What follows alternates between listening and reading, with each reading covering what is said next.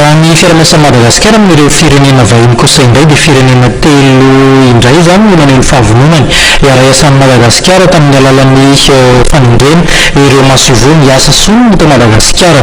Isany amin'izany ohatra ny Botswana, Zambie ary Mozambique no raisin'ny filoham-pirenena malagasy avokoa moa ireo diplomatra.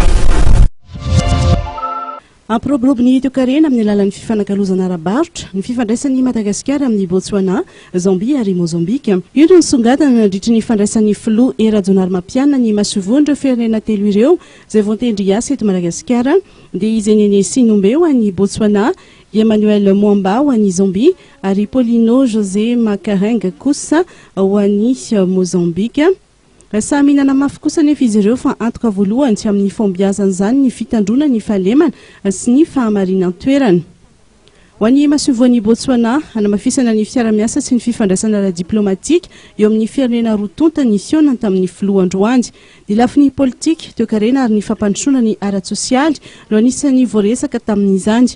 Mikasika ny fifandraisana ara-barotra eo amin'ny SADC manokana dia nambarany fa misy pakady ampiroboroboana ny indostria izay andraisan'ny firenena roa tonta anjara. Ny fifandraisana eo anivon'ny Komeza kosa no ndraisana nandritra ny andraisan'ny filoha ny masovoan'ny Zambie vaovao. Ny lafin'ny fitrandrana renan-kibonitany, ny fambolena sy ny fiompiana no fantatra fa hifotoran'ny toekarenan'ny Zambie sy Madagasikara ka ireo lafin'ireo no hanamafisana ny fiara-miasa.